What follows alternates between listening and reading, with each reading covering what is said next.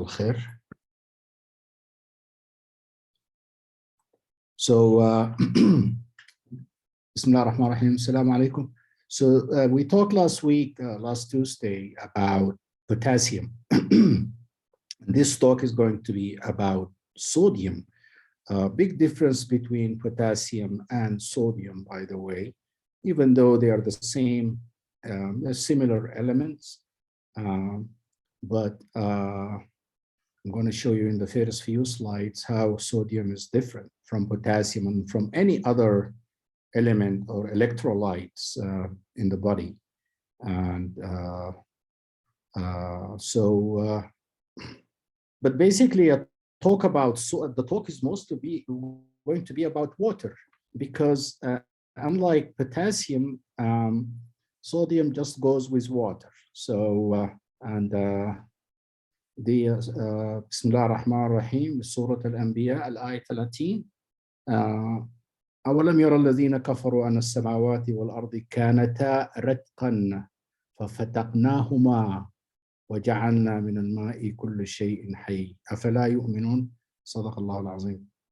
So water is life, and the ayah says we made from water everything living, every living thing, and so would they not believe? It's really water. Most of my talk is going to basically be about water. And so where the name came from, last week I told you about where kalium or potassium came from. Again, the same story here. Natrium, that's a Latin for sodium, came from nitron, which is Greek, and that is soda, sodium carbonate. And that Greek word came from Arabic, just like and the Arabic word is natron. I think they mean atron, but we call it atron in Sudan. But I think natron is the same word. I'm not sure. By the way, all this stuff I get from Google. I'm not responsible for any. I don't have any references to show you, but this is all. This is from Google. But the same story with kalium. So potassium, the same thing. So kalium, the original word is Arabic. It's kalawi. Both sodium and potassium are very strong alkali elements. They are strongly alkaline if you look them in the periodic table of elements. Why sodium is different? It's different because most of the other ions we talk about, potassium, calcium, magnesium, phosphate, you name it, all of them, it has to be regulated because they have a direct effect themselves on different cells in the body and different tissues. For example, potassium, I showed you that last week, potassium causes very serious cardiac heart complications, arrhythmias, cardiac arrest.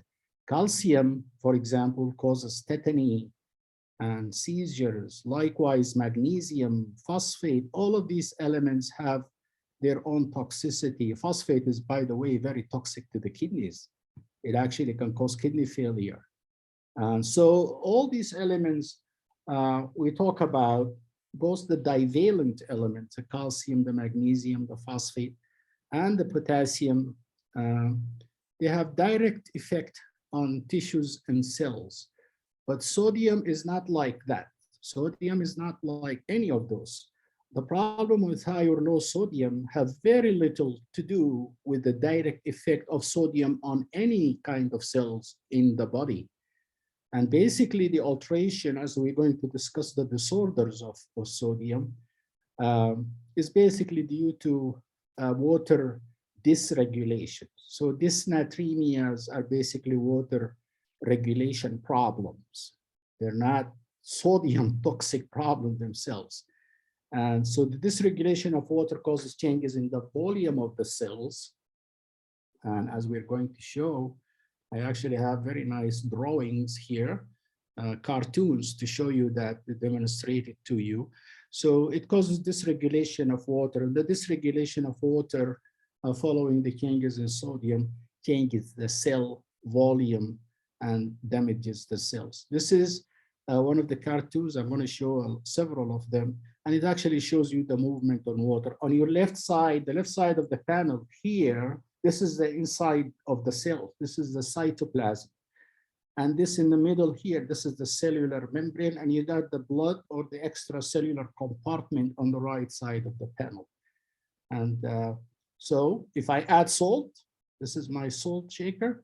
If I add salt to the extracellular fluid, what's going to happen is solute, the salt that I just added is going to lead to swelling here of the extracellular compartment. But at the same time, it causes severe shrinking of the inside of the cells. So that's how, that's exactly what I was just talking about. Why we care about osmolality? Let me just get this out first. Don't get confused about osmolality and tonicity. These are basically semantics. The difference is very minor. I'm not going to get into that. But osmolality is the measure of the osmotic pressure of a given solution itself. Tonicity is the difference, is the measure of the osmotic pressure gradients, or the difference between two solutions, like in the examples I just showed you, the inside of the cells and the outside of the cells. And this has to be separated by a semi-permeable membrane like the one I'm showing here. So here, for example, this is the brain. I'm showing the brain here. What I just showed you, if it happens in the brain, when the plasma concentration falls here, like you see the black dots actually say, for example, it's sodium or solute. So if that goes up, I explained the tonicity and the shifting of the water following the concentration gradient or tonicity. So when the plasma concentration here on the outside of the cell falls, okay, what's going to happen is this, ouch. This, the cell swells. This is what, in the case of the brain, we call it brain edema. This can kill the patient very quickly. So water moves into the cells and the brain swells, and that leads to very serious increase in the intracerebral, intracranial pressure. In the case of the brain, why did I choose the brain? Because the brain is basically enclosed in a closed compartment. There is no way the brain can expand, like, you know, my abdomen or like even my chest. The brain, the skull doesn't expand. It's solid. It doesn't have any joints, so the brain is just going to swell like that. So hyponatremia, very common problem, really common. We see it's very common in the emergency room and in the inpatients. We tend to ignore it. It's been associated, like hypernatremia, with increased mortality. People die. It's just a marker of mortality, very significant. The definition is basically a concentration of sodium in the blood of less than 135. Anywhere in the world, that's a concentration between 135 and 145. People talk about hyperosmolar hyponatremia. This is when the sodium concentration is low, so it's less than 135, but the osmolality is high. The normal osmolality is 275 to 285 milliosm per kg. Okay, so this situation is called hyperosmolar hyponatremia. Very important in the initial evaluation of patient with hyponatremia. The next question you ask, is the patient hyperosmolar or hypoosmolar? Hypoosmolar hyponatremia is when both the sodium and the osmolality are low. So sodium less than 135, osmolality less than 275 milliosm per kg. Really important. There is no way you can calculate the osmolality, of course, but the best thing is actually to measure the osmolality. You can order it in the lab. In the lab, you can order plasma osmolality. Hyperosmolar hyponatremia. Good example is the glucose. You remember last week that the patient with diabetic ketoacidosis I presented, the blood sugar was like 1,000, very high blood sugar. That elevated glucose raises the plasma tonicity. Again, I'm interchanging tonicity, osmolarity on purpose, just to tell you that we could use them, excuse me, So the very high glucose will raise the tonicity, which draws water from the intracellular compartment, diluting the plasma volume.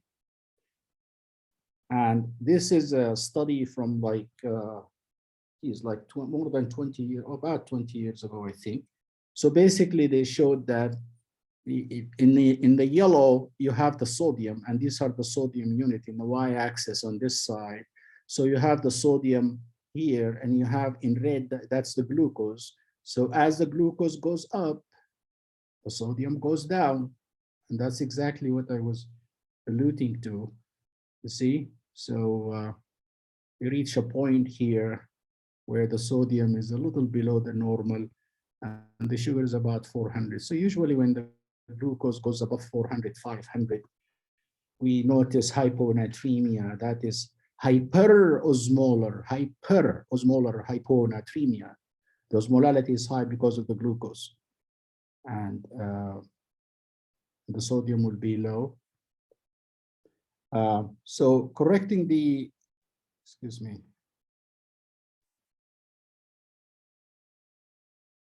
So correcting the sodium, we have to correct the sodium for that glucose. You know, we have to do, it's a very simple equation. You will remember it very quickly. You have to add 1.6 milliequivalent per liter to the sodium concentration the lab is telling you. You have to add 1.6 for every 100 milligram deciliter of the glucose. I know you guys here use the millimoles, but I think you should just have to divide that by 18. So for every 100 milligram above 100, you add 1.6 milliequivalent per liter of sodium to get the to correct the sodium for the hyperglycemia. Example, patient, you seeing a patient in the emergency room and the sodium is 126. You know the patient is diabetic and his blood sugar is high, 600 milligram per deciliter. So you take 100 out of that 600, you end up with 500. So the glucose is 5 100s over the 100, the initial 100. So you multiply that 5 by 1.6, that gives you 8. You add the 8 back to the sodium, 126 sodium, you end up with 134. I'm very happy with 134. So the true sodium here equal 134. Just to remember the 1.6, think about the sweet 16. You can't see my slides very well, I don't know. Other things that interfere with, give us what we call the pseudo or the false hyponatremia is hyperproteinemia and hyperlipidemia. Patient with very high cholesterol, triglycerides, or very high protein. There are certain conditions that gives you extremely high protein, like the myelomas and the Waldenström macroglobulinemia. They can cause a lab error, causing a falsely lower sodium.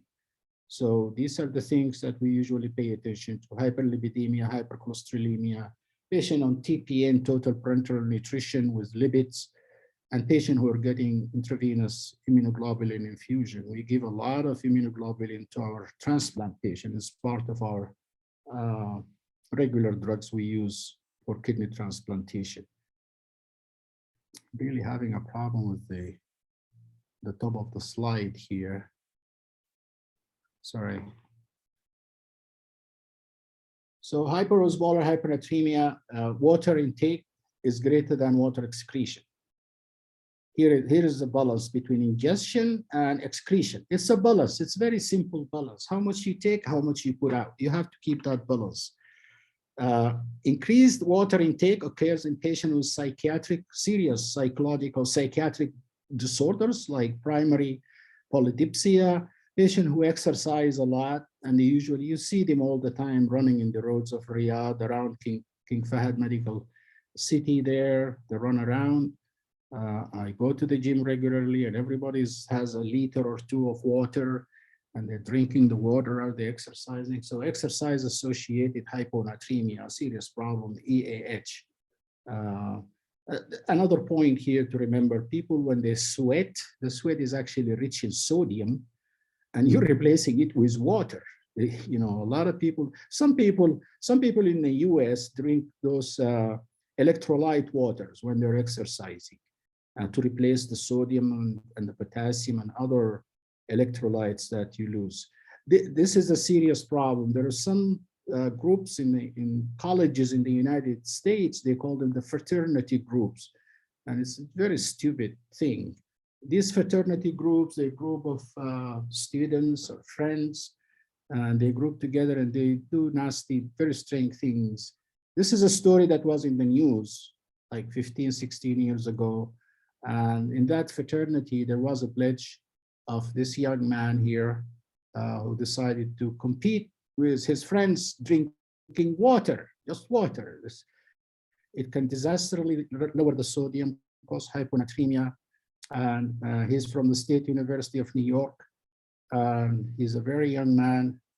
He was pledging a renegade fraternity that had also expelled, he was also expelled over drinking violations, was forced to drink شغلة مسألة بتاعت التحدي كده, to drink so many pitchers of water through a funnel put in his mouth, and the sodium in his body dropped to a lethal level, and his brain swelled up, and he died.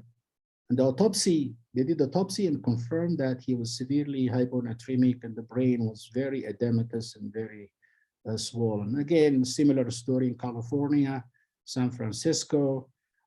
This was live on radio, and this was a live recording on a radio station. Water drinking. The DJ or the guy who's running the program was challenging people to drink water. and this 28-year-old contestant died later that night on air, complaining of headache and feeling lightheaded, and then slipped into coma, and they called 911 and they found her dead. So water kills, believe it or not.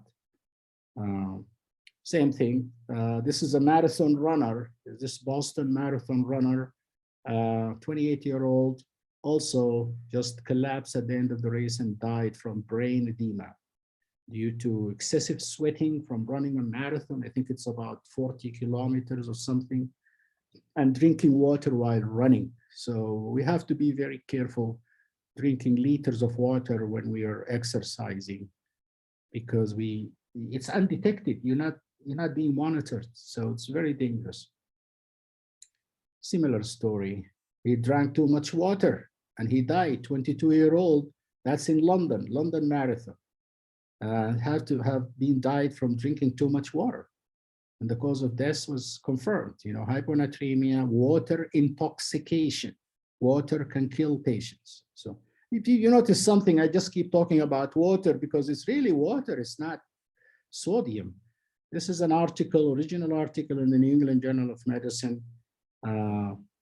And I think hyponatremia among marathon runners, this actually came out after those incidents that happened in the marathon. And so it's really a serious problem. I can't lower this. I cannot close this side up here. What do I did wrong, Dr. Asma? Are you there? Yes, doctor. Yeah, I can't get this. Can you see my screen? Yes, we can see it. Okay, okay. Thank you. Okay, so hyposmolar hyponatremia intake, I said more than excretion. Intake, as I mentioned, primary polydipsia, excretion, if excretion decreases with renal failure and excessive antidiuretic hormone, ADH, like we see in SIADH, CHF, volume depletion, cirrhosis, adrenal insufficiency, hypothyroidism. The kidney, I want to show you in the next cartoons how the kidney adapt to this. First of all, I want you to look at these numbers here. This is the urine osmolality. The range of the urine osmolality, and that just tells you how much concentrating and diluting power the kidney has. It actually ranges from 50 milliosm to 1,200. And what you see here in this column is actually the color of the urine. So when the urine is very dilute, it's just like water. It's white or not white, colorless, right here. This is a very dark urine. This is osmolality is very. So what I want to say is the kidney has a very large reserve or capability. Of course, I'm talking about the normal kidney of diluting or concentrating the urine. This is the kidney. When we talk kidney, we don't just talk about kidney failure or ultrafiltration. You know, there are a lot of tubular disorders and urine concentrating problems and urine diluting problems. So this is the normal kidney, you know, dilute urine, very dilute urine. Just patient goes to the bathroom and the kidney does its thing, does its job. This is a concentrated urine. And this is just reflect the capability of the kidney of diluting the urine or concentrating the urine, depending on other factors, of course, depending on the plasma osmolality, depending on your consumption, how much water you're drinking. So the kidney has huge capability. This is a patient with chronic kidney disease. You see the ability, the concentrating and diluting abilities of the kidney diminished from 50 to 1,000 to from 50 to 1,200 to 150 to 900. There's some decrease in the capability of the kidney to dilute that in patients with chronic kidney disease. This is acute renal failure. This is really the kidney has failed badly. The kidney function has really diminished. What is the meaning of isothenuria? Iso means the osmolality of the urine is just like the plasma. The kidney is not doing anything. It's out of the game. Kidney is not contributing anything there. So basically, this is advanced chronic kidney disease, and the kidney cannot form a urine higher or lower than the plasma. Isothenuria. So basically, just the kidney is not doing its job. This is in the absence of ADH, antidiuretic hormone, like the condition we call diabetes insipidus. It has two types. It could be central due to a tumor or in the pituitary, a posterior pituitary, or a hemorrhage there, or a stroke, or cancer, whatever. Or it could be nephrogenic, diabetes insipidus. So here, there is no ADH. What does ADH do? ADH, antidiuretic hormone. So it grabs water. It keeps water in the body. And as a result of that, as we see in the condition of SIADH, syndrome of inappropriate ADH, it gives you hyponatremia. So I just wanted to show you in this slide how the kidney contribute to the control of, or what is the ability of the kidney in diluting or concentrating the urine. Here's if you have excess ADH, like in SIADH, CHF, volume depletion, this is the kind of urine you get, highly concentrated urine. Okay, so this is what happens. It's all balance between water coming in and getting out, and the kidney ability to do that. Let's talk a little bit about the kidney generating dilute urine. You know, you're familiar probably with this. This is the smallest kidney unit. This is a glomerulus.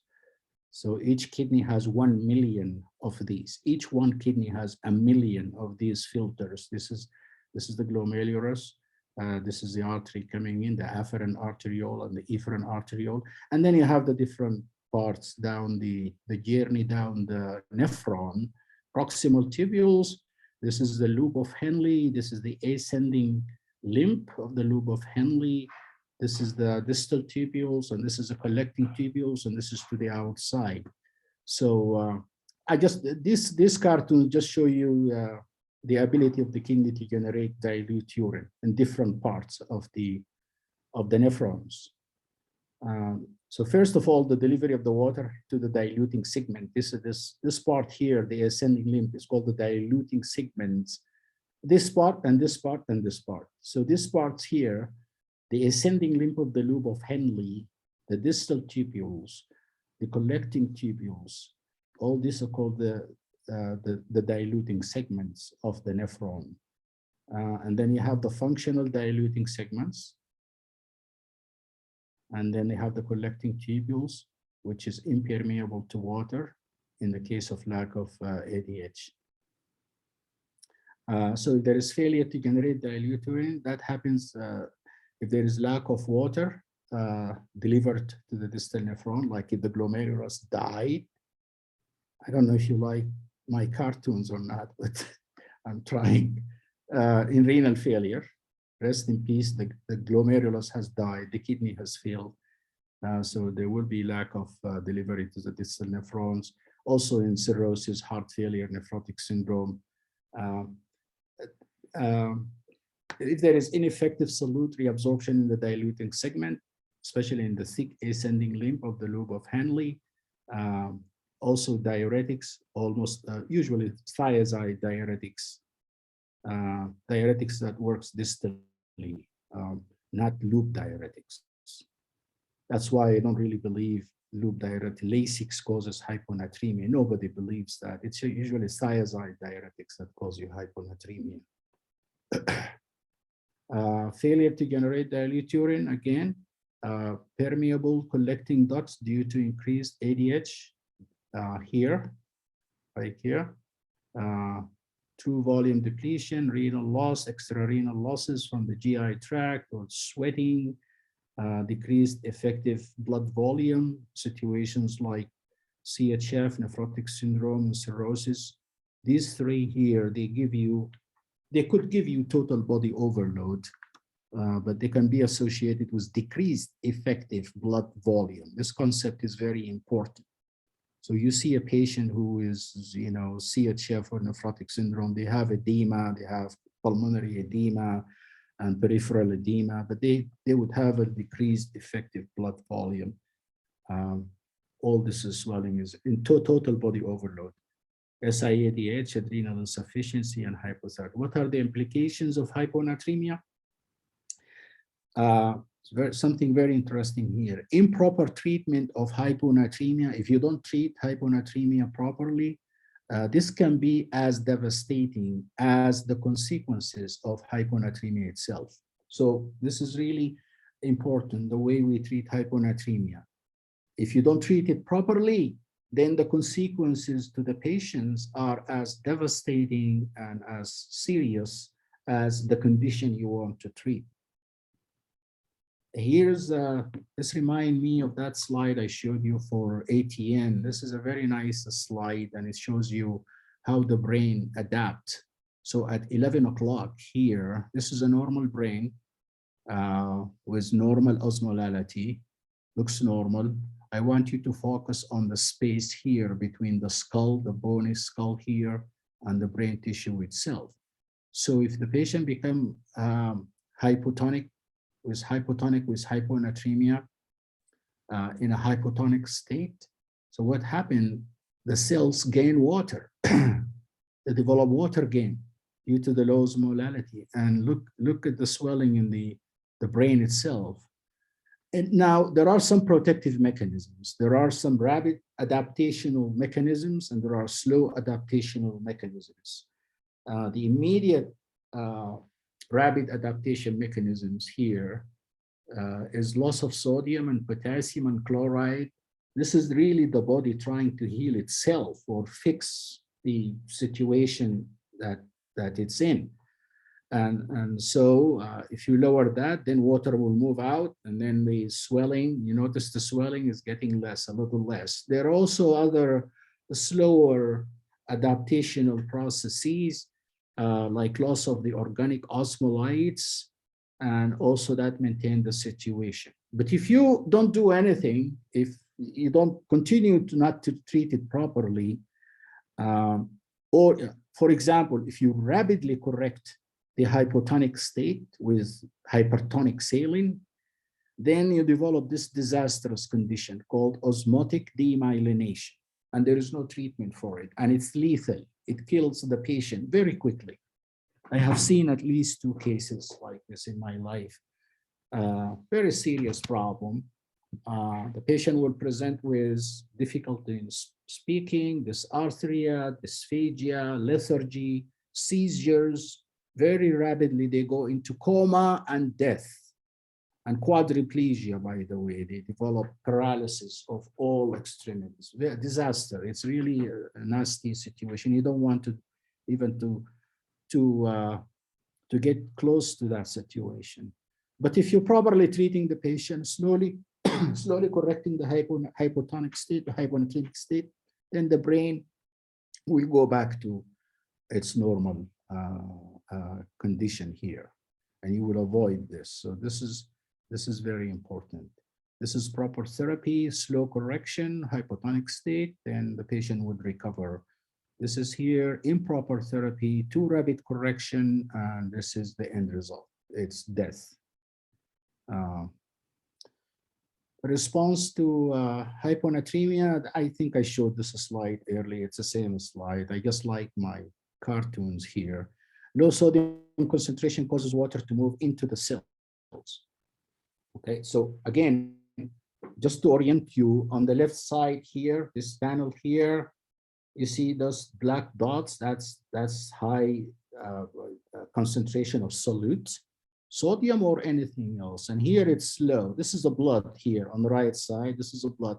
You can notice there is low sodium here, and there's more here. So what happens? The water would move from the blood into the cells through this membrane, the cell membrane, and that will lead to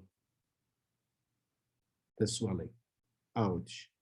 So you can see the cells shrinking. Yeah, well, sorry, here it swells. This is the cell. This is the cell side here. Okay, and this is the blood.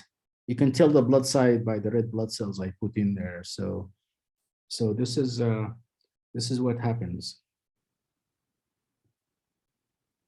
So compensated chronic hyponatremia is essentially asymptomatic.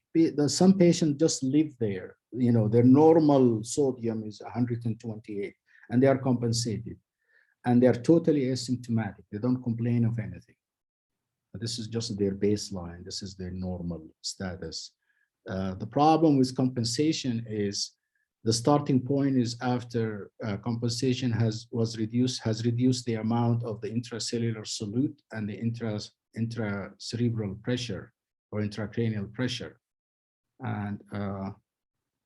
and this is the slow adaptation here. Then some smart doctor comes in. This patient sodium is 108, and they try to give him 3% normal 3% saline.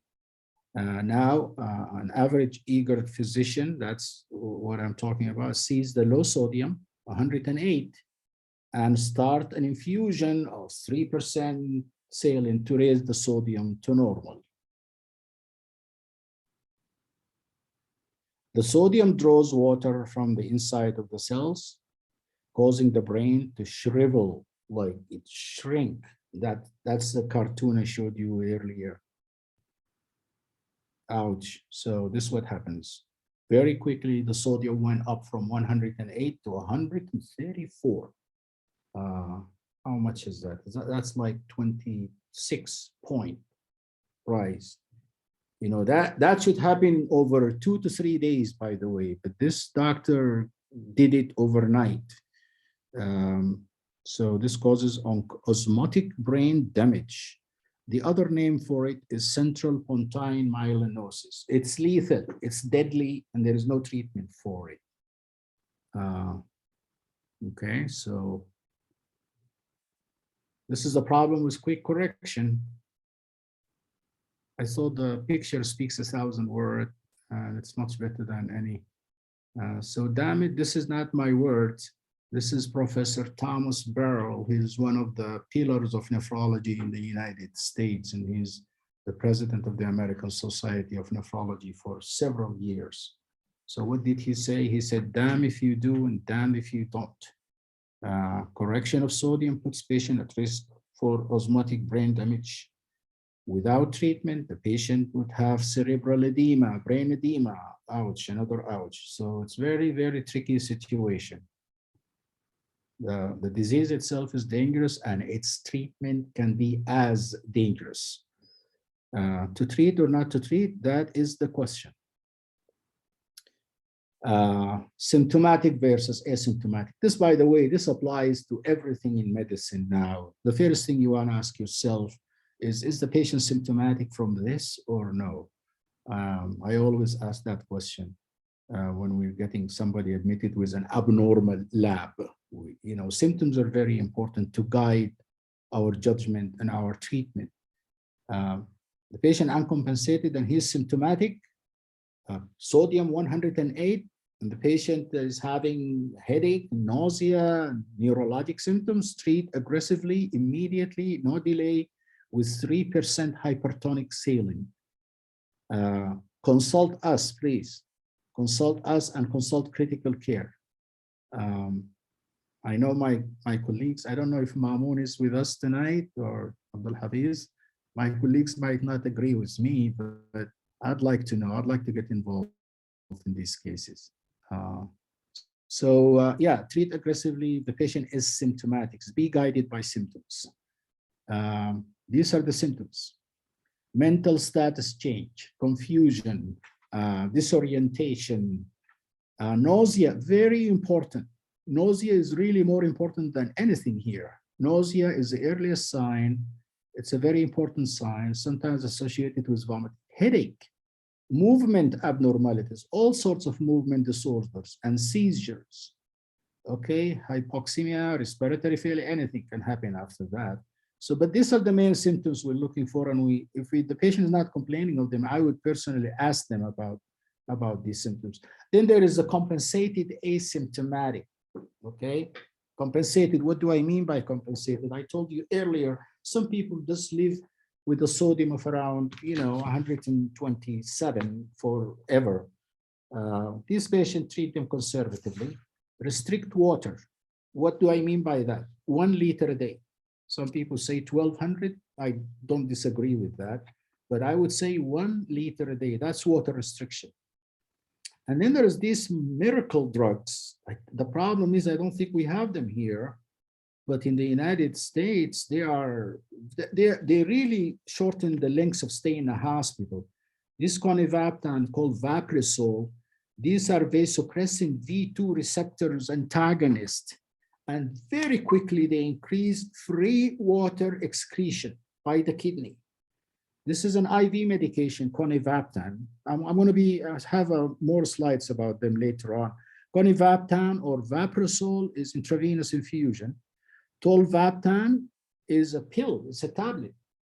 And when we see a patient with severe hyponatremia like that 108, we just give them a bolus of IV Vaprisol or conivaptan, and then give them the tablets, 50 milligram tolvaptan, 1 tablet daily for 3 to 5 days, and the sodium is immediately corrected.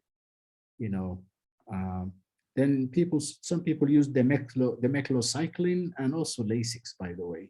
And the reason they use Lasix is because Lasix is a diuretic. There's a difference between a diuretic and a natriuretic. A diuretic, Lasix causes more loss of water than sodium, by the way. Okay? Thiazide does the opposite. And the reason is I explained earlier about the location of action, the site of action of these diuretics. But Lasix is a diuretic, meaning water, get rid of water. So the urine if you analyze the urine of a patient on Lasix, it's just like water. But thiazide causes loss of sodium. So you could use Lasix as well, because it causes loss of free, we call it free water. If you lose free water, you're going to raise the sodium in the plasma, in the blood. You're going to correct the hyponatremia. That's how it works. Some people combine Lasix with salt tablets. Good idea. I want to avoid saying that because I told you at the very beginning, and I'm still saying, the problem with these disorders is not sodium, it is water. The problem is water primarily. It's not a sodium problem, it's a water problem. Use the etiology. This is a very important, I don't know where I got that from, but this is from my practice. How do I know if this is chronic? I'm sure there's going to be a question at the end. How do we know? So somebody came with the sodium of 125 or 124. How do I know? I don't have any labs. The patient has never been to our hospital. We don't have any information. The patient doesn't know. How do I know? Well, there are clues. These are etiological clues, we call them, to the duration of hypernatremia. So patient with long-standing disease processes like COPD, for example, COPD, well, most of them would have SIADH. Patient with COPD usually have SIADH. So just by going over the history of the patient, the medical history of the patient, you can have an idea. Patient with CHF and cirrhosis.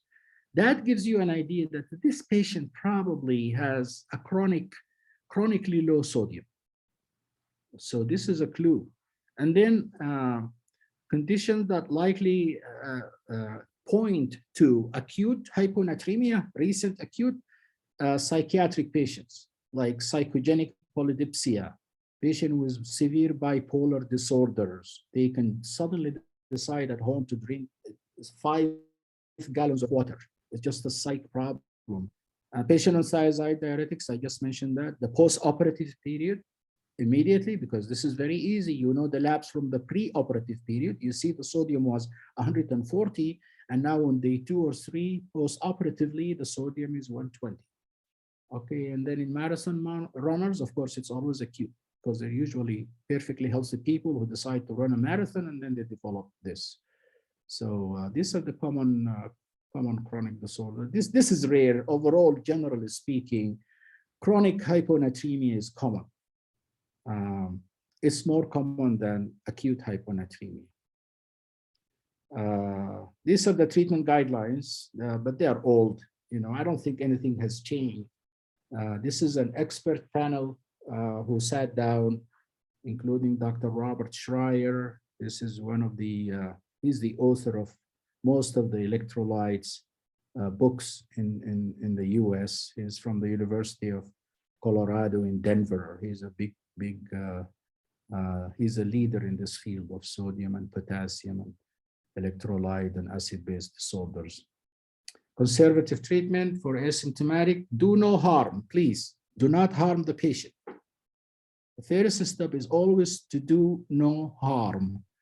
And treat the underlying causes like volume depletion, CHF, remove offending drugs like selective serotonin reuptake inhibitors, NSAID, thiazide, fluid restrict the patient, check the urine, sodium plus potassium. If it is greater than the serum potassium, then furosemide might help. This is to answer the question of, I'm sure somebody is going to ask the question, when do we use Lasix? Okay, very simple test. Take a sample of urine, a little sample of urine, a spot urine, send it to the lab, tell the lab, I want sodium and potassium, get them, add them together, and then if that is greater than the serum sodium, then Lasix might help, furosemide might help. The speed limit is very important for correction. Don't go faster than 0.5 millimole per liter per hour, meaning 12 millimoles or milliequivalents per day. I go with 10. I decide no more than 10 in the first day. I don't go more than 10. I do not correct the sodium by more than 10 milliequivalent per day. Of course, to know that or to do that, you have to check the sodium every 4 hours. I think we have a problem in the lab that they get us the result back in 4 hours, but at least you would know. I mean, the last time I was on call over the weekend, just the previous weekend, not last weekend, the one before that. So I asked for repeat sodium every 4 hours, and then that was on Friday, and then on Saturday morning I got all the other results, the results for the previous day, and at least I would know if I did something wrong, if I corrected it too fast, for example. So it's really important. This is the Vaptans. I think we asked for them. I don't know if Maamoun is here, but I think we asked the Pharmacy and Therapeutic Committee. We wrote to them. We said we want these drugs to be available. We requested them. They're really outstanding drugs, excellent drugs, magic. They really shorten the lengths of stay. I think Maamoun is with us. Maamoun, maybe you can touch on this later on at the end of the presentation. The Vaptans, non-peptide vasopressin competitive antagonist. Vasopressin has 3 receptors: V1A, that's cause responsible for vasoconstriction; V1B, the cortisol modulation; and V2, water metabolism in the kidney. And these drugs, the vaptans, conivaptan and tolvaptan, primarily antagonize the V2 receptors. They are used in the treatment of hyponatremia and heart failure. And of course, tolvaptan now is very popular in treating patients with autosomal dominant polycystic kidney disease. They're like magic. They actually lead to shrinkage of the cyst, the disappearance of the cyst. But I remember 10 years ago when they first tried them in Brazil, there was a very high incidence of fulminant liver failure. So the U.S. Food and Drug Administration, I don't think at that time they licensed them to be used for autosomal dominant polycystic kidney disease. Maybe Mamoun can also shed light on this.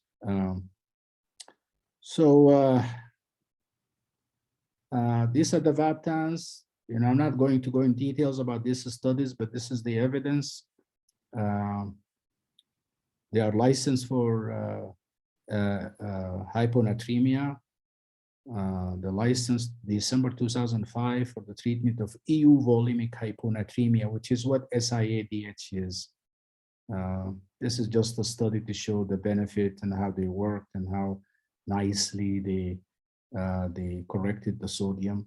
You can see here. So this is just the evidence itself. Conivaptan, it goes by Vaporizol, and it's an infusion, it's IV. No data in liver disease, no current indication for heart failure. I think my slides, this slide is a little older. I don't know if there is any new evidence. It's IV, as I said, only available as IV agent. You give a bolus and then continuous infusion. In the US, I used to give it 20 milligram bolus IV and then 20 milligram over the next 24 hours. And then in 24 hours, if you're comfortable and happy with the level of the sodium you want to get at, then it's over, patient can go home. If not, then I give tolvaptan, which is the tablet, it's the oral form. This is tolvaptan. Created a lot of, this paper is also by Dr. Robert Schreier from the University of Colorado in Denver. There are a lot of studies, SALT-1, SALT-2, they've been used in SIADH, CHF, cirrhosis, you name it. And then I think they added now autosomal dominant polycystic kidney disease. It's just how it works compared to the placebo and the dramatic change. Really very smart drugs now. And then acute symptomatic hyponatremia, patient with neurologic symptoms, especially those with mental status change, seizures, headache, hyponatremia, then we use 3%. Available here, our department uses, the registrars and the SHOs in our department, they give like 20, 30 cc's and, say 20 cc's an hour, and then they make sure they follow the sodium 4 hourly to avoid overshooting or overcorrecting. So it's 3% hypertonic saline, it increases sodium until the symptoms abate, or it's up by 2 to 4 milliequivalent per liter, whichever comes first. The speed limit, 10 milliequivalent per day.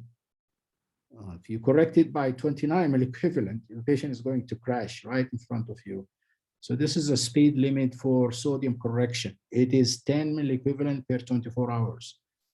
I don't like that 12 because you can easily overshoot. So 10 is a good number, round number. This is the speed limit. Know what's your speed limit and check sodium level frequently. I would say 4 hourly. Check the sodium level. You want to, these are formulas. I think our fellows have to use that because I'm telling you, in any nephrology fellowship exam, or the American board exam, every year you're going to have to know this equation. They will ask you, the formula, what they give you the data, and then they ask you, okay, you have to know, they give you the total body water content or the weight of the patient, then you calculate the body content. And just so you know, this is the sodium, how much sodium is in, 3% saline, 500, okay? And the normal saline, I don't think there is anything normal about saline. The normal is 154, and the half normal saline is 77. This is the sodium content in it, because you're going to use it in the equation, in the calculation there. And then the quarter normal saline is 39. So, but in adults, generally we use 3% hypertonic saline. But then you have to know exactly where do you want to get and how much you're going to give based on these numbers. Several equations, they give you examples here. Our fellows, I think we have several of our fellows in the group, in the attendance, they really need to know these things. Okay, so total body water is 60% in males. I think it's 50% in females, and 50% in the elderly, and 70% in kids and babies, infants. So that comes in the calculation as well. You really have to know how much you want to give and how much correction you want to achieve, so you will not be in the dark. So in summary, the primary issues, it is hypoosmolar hyponatremia, check a spot glucose. If it is, then to treat, make a decision to treat or not to treat. If the patient symptomatic, treat with 3%. If asymptomatic, just restrict fluid to a liter or 1200 cc's a day. Consider using tolvaptan, Samska, it goes by Samska, or conivaptan, Vaprisol infusion. Demeclocycline will also be tried, Lasix, and or plus salt tablets as well. You could do that. Then I'm going to be moving over to hypernatremia. Hypernatremia defined as a sodium greater than 145 milliequivalent per liter. It's associated with increased hospital mortality, just like hyponatremia. Patients who present with hyponatremia typically get appropriate therapy. If they're coming in, you will know them, sodium 168 in the ER. But it's been found that patients who develop hypernatremia while they are in the hospital, they don't really get a lot of attention, and they don't get therapy as often. It's just an observational study. So people tend to ignore that. The cause, again, a similar thing I'm going to tell you, increased intake versus decreased water. I talk water here. I mean water. You decrease intake in water, increase excretion of water, you're going to get hypernatremia. So the talk is always about water excretion exceeding water intake, two-step process, generation of sodium, gain of sodium, loss of water, same thing. So basically it's a balance. You disturb the balance, you end up with hypernatremia. Pure water loss, unreplaced insensible losses. This is important, especially in this country, because people lose there is a lot of very high insensible losses, almost a liter a day or something. People lose hypodipsia, especially the elderly. They actually have impaired thirst mechanism. Their thirst centers get older, and they don't remember that they have to drink water. Some elderly people in their 80s, they don't drink water all day because they're not feeling thirsty.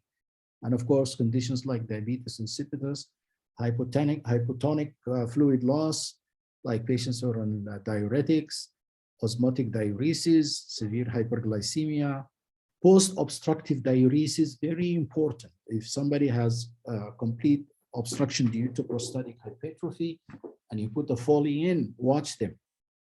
They will be very hypernatremic shortly. This is called the post-obstructive diuresis. And then the polyuric phase of ATN, I talked about this in my talk on AKI. When the tubules recover, also there is a very significant polyuric phase, even if the patient was anuric or oliguric before that. Hypotonic fluid losses, of course, GI losses, fistulas, diarrhea, osmotic laxatives, cutaneous losses, skin losses, burns, excessive sweating in the middle of the summer. So this is hypertonic sodium gain. You can gain by the sodium. A lot of patients taking sodium bicarbonate. we give sodium bicarbonate infusion, sodium bicarbonate tablets. A lot of patients also take sodium bicarbonate tablets, especially the patient with CKD and some early acidosis. But if the patient is getting IV sodium bicarbonate infusion to correct acidosis, then you pay attention to the sodium. It can go up.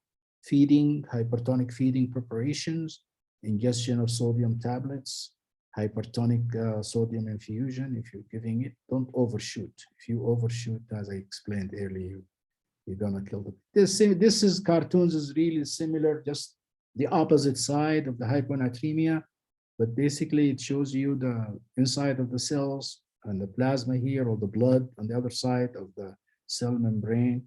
You see what happens here, hypernatremia, water moves out from inside the cell. Okay, boom, ouch. The brain shrunk, almost disappeared. Look at the brain here, became very small. So it was like this, and now became like this, see? And here is the brain cells, the shrinking, okay? Adaptational mechanisms, water, water, water. The treatment is water. The treatment is really water. خلقنا من الماء كل شيء حي. Just water, give them water.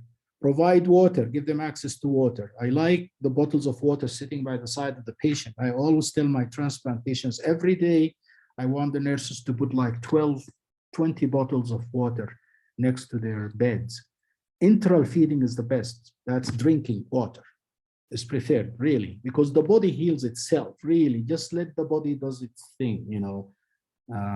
If at all possible, to get it treated naturally by the patient own, you know, mouth and stomach and esophagus. So enteral water is excellent. Sometimes we have to give D5W, but of course it can raise the sugar, especially with a lot of patients being diabetics. Since D5W distributes throughout the total body, water, 1 liter of the D5W increases the intravascular space by only 83, because when you give the D5W, it goes everywhere. Okay.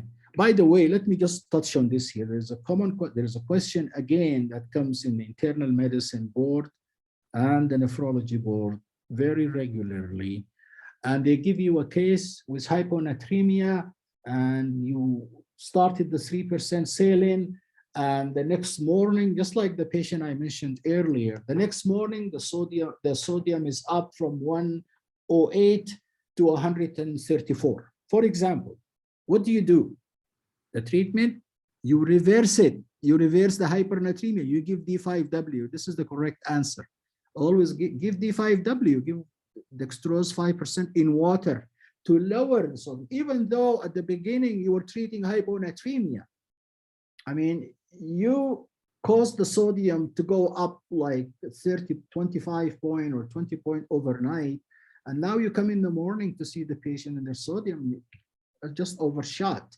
It's too high. So the treatment will be this. Give D5W to get it down quickly. I'm sure somebody is going to ask that question, so I better answer it now. Sodium should be decreased.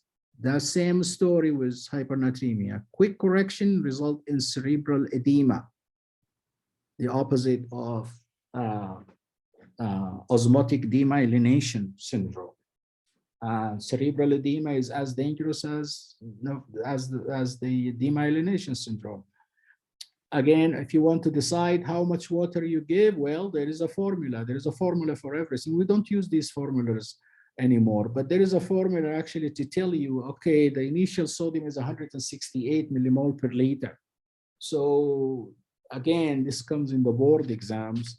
You have to be able to calculate how much you're going to lower that sodium, over how long, and how much you're going to give now, and how much you're going to give over the next 24 hours. But you know, I'll tell you something, this is my practice. This is my common sense practice. If I see the patient in the emergency room, sodium 168, like this case here, you know what I would do? First, I'm not going to give D5W. I'll give normal saline, because correcting the volume stats, and the vast majority, if not all, patients with hypernatremia are volume depleted. And if I give normal saline, I showed you the concentration of sodium in the normal saline. It's 140 and 54, 154. That is much lower than 168. So just giving normal saline here, this is common sense practice I do. Just giving normal saline, you're going to get the sodium down to a safer level. Okay, but these are the equations. Each D5 of free water lower the sodium by 4, so 2.5 liters will reduce the sodium to 154. Well, my normal saline will lower it to even a better place, 154. So don't forget to account for obligatory losses. This is a case, you know, they just want to ask you how much and over how long. This is the sodium. This is the same patient. Obligatory losses. When I talk about obligatory losses, we talk about insensible losses. These are not the water that's coming in the urine, the volume of water that you lose in the urine or the stool. It's a sweat. I think the sweat in Riyadh is like almost half a liter at least. Fecal loss, minimal urine volume. So you need to account for these obligatory losses when you do the calculation and you're deciding how much to give. D5W volume required to decrease sodium from 168 to 160. This is what you end up with this equation. So I want to give 2.5 liters of D5W plus the obligatory loss 1.6. I add the 1.6 divided by 24 hours. This is the rate. You know, you do this calculation. You all have these smartphones. You're going to have all these equations in there, and you can actually decide accurately what is the rate of your IV fluid. This is the rate in this particular case, 170 ml per hour. So routine hypernatremia, correct the fluid deficit, correct the volume deficit, very important, over 48 hours. Patient with diabetes insipidus, have very large ongoing free water losses. As you treating them, their urine output is 300 ml per hour because they have DI, diabetes insipidus. So you have to take that into account, replace that too. So if you fail to account for these losses, this will result in failure to correct the hypernatremia. Very important to know these other losses. Many of these patients have poor perfusion, hypovolemia, compromised perfusion.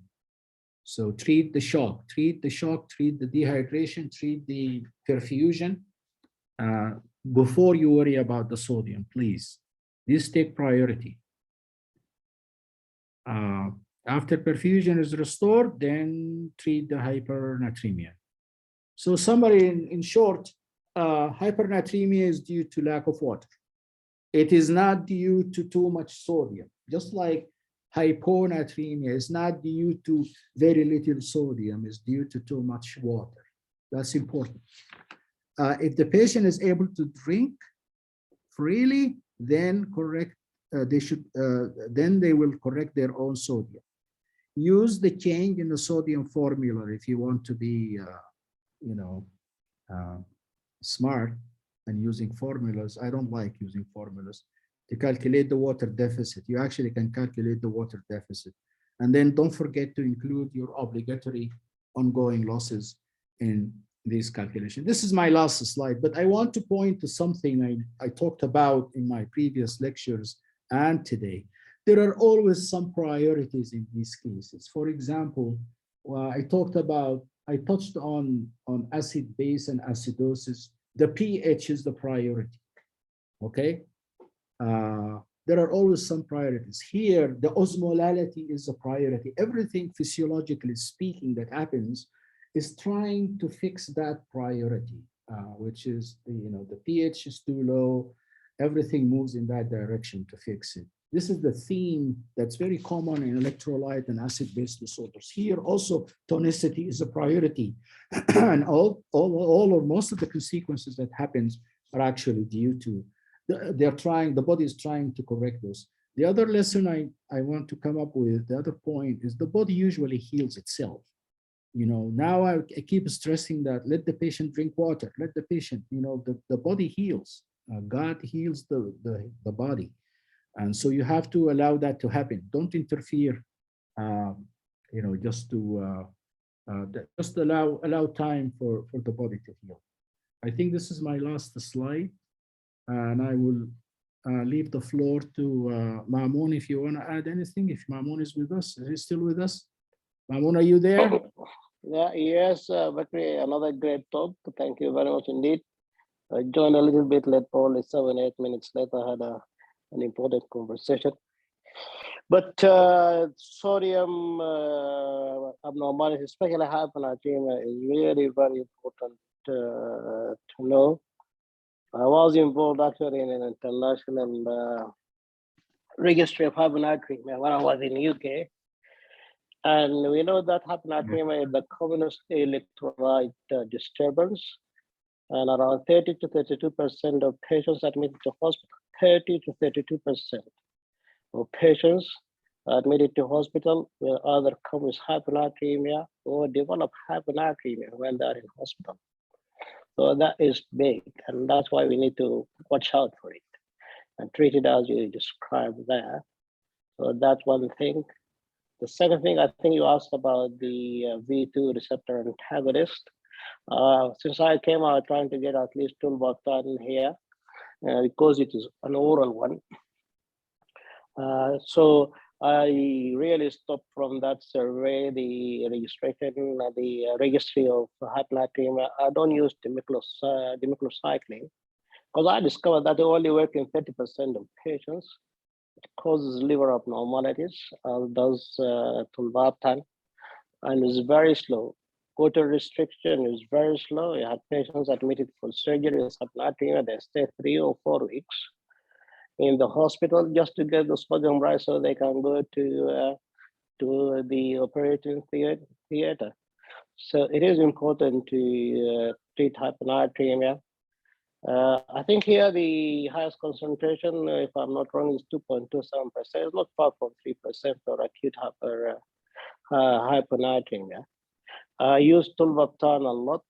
I don't have a huge experience with tolvaptan. Tolvaptan is licensed in Europe, UK and Europe only for SIDH. I think in America it's licensed in addition to hypernatremia, liver cirrhosis, and congestive heart failure. The difference between treating hypernatremia and other polycystic kidney disease is the dose. I never exceeded 30 milligrams of Samaska or tolvaptan in hypernatremia. The correction is really within 72 hours. Patients, if they're coming for surgery, they get the surgery and leave. Patients who have oncology patients who are coming for their infusion for chemotherapy, when they have hypernatremia, they don't give it to them. They give them 3 days of tolvaptan, and hypernatremia is corrected. They get their infusion and they go home. If you do the fluid restriction, it takes ages to get the sodium right before you can start the chemotherapy. So it is an important tool to have. It is actually a definitive and a specific treatment because, as you said, it deals with the core of the problem, which is the excess of free water. So I want to get rid of excess free water. So I hope we can get it soon. Where I used to practice, it is only allowed for nephrologists and endocrinologists to use the tolvaptan. In other places, the kidney disease, as you mentioned, it is usually a high dose, and you start with 60, probably the average is 90. And to be allowed to prescribe tolvaptan, I think it is a Giandra in for other polycystic kidney disease, the name of Samaska for the hypernatremia. And you need actually to go for a course, online course, and get a certificate to prescribe it for other polycystic kidney disease, because I was involved with Professor Peter Maxwell in Belfast for the original studies of the other polycystic kidney disease. So it is important. Hypernatremia is quite common, 30%. Yeah, as you said, rapid correction. It is an art actually dealing with hypernatremia, and I think I would agree with you in acute hypernatremia, definitely nephrologist. On some extent, ICU staff need to be involved. Probably to a certain extent endocrinologists, but sometimes it depends on the hospital practice. So I think it was a great talk, hypernatremia, the chronic electrolyte abnormality, and I definitely if I need to know exactly what electrolyte imbalance is to know how to treat it, will be the hyponatremia. As I said, 30% of patients develop hyponatremia either are the cause of admission or during the hospital stay. Hyponatremia is much less, but I think in this country and in other hot countries, it may be slightly higher than what we see in Europe. I think the physiology is really important to know how to treat this kind of patients. And I hope Tulbatan will be registered here. I don't think it is in the country at all. And we've been using it almost for 10 years since SALT 1 and SALT 2 came out by the late Professor Botray. I think he passed away last year. I think he succumbed to COVID-19, if I'm right. He was the hyponatremia master of the sodium and electrolyte imbalances master there. And I really, every time I go to ASN or ERA, I look out for his lectures, and I attended a lot of his talks. It's fascinating how he speaks about hyponatremia. So I think that is what I wanted to comment on. It is important to know hyponatremia, and it is not only because of the osmotic demyelination. Actually, it has been associated with increased fractures, increased hospital admission, because as you know, there is a lot of sodium inside the bones, and there is a mechanism for that as well. So it is associated with mortality. Hyponatremia is associated with mortality, with increased fracture, increased falls, psychotic disturbances. So it is a very important electrolyte imbalance to know how to manage it and how to diagnose it, and to have the proper diagnosis for it. What causes it is a hypovolemic, or eupvolemic hyponatremia. I think we'll stop here. I think that will be my comment for today. Okay, good. Any questions? Yes, doctor. I have one question, but first I really want to thank you for these amazing lectures. I have other doctors from other hospitals attending the lectures via YouTube and find it really beneficial for them. So thank you so much.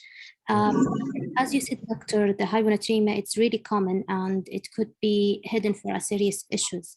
I remember once that general surgery consult us for hyponatremia. And when I took a history, I do examination, the patient have hemoptysis, and actually clinically it's sciatica. So one of the recommendation was CT test, and actually it turned to be small cell lung cancer. So I remember this case, it was really interesting for me. Doctor, I have one question. The indication of hypertonic saline in hyponatremia.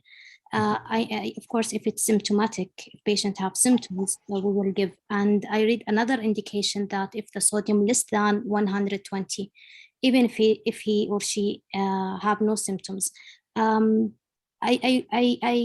don't like really to give it if patient have no symptoms. We need to know why this patient have hyponatremia and then to act based on that.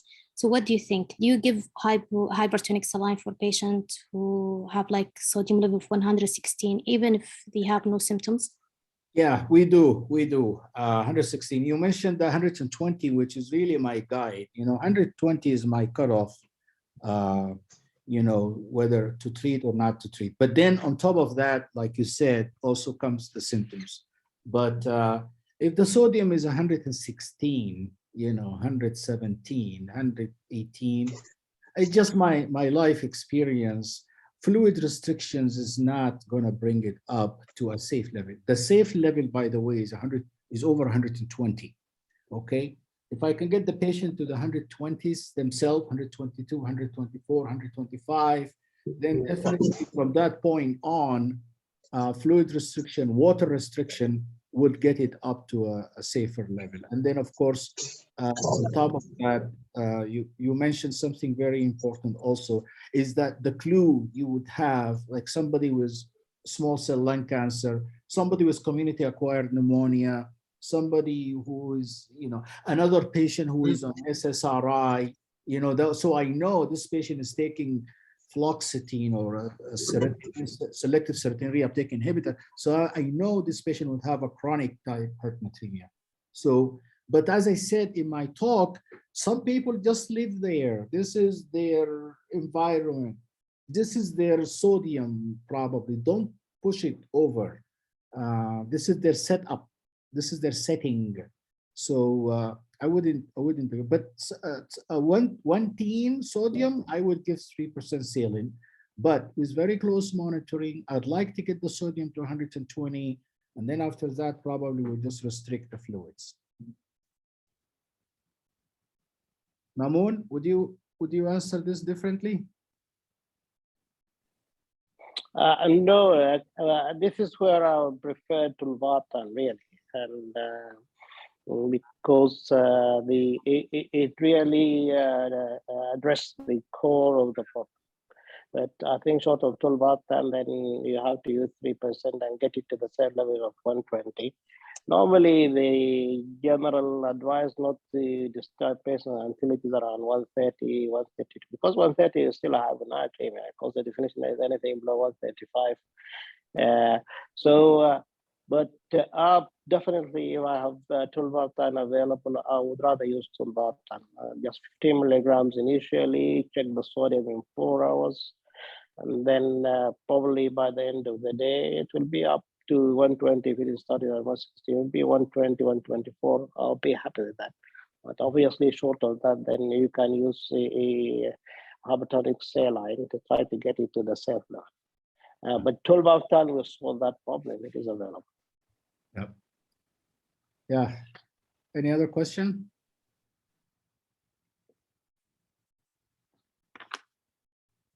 Dr. Asma?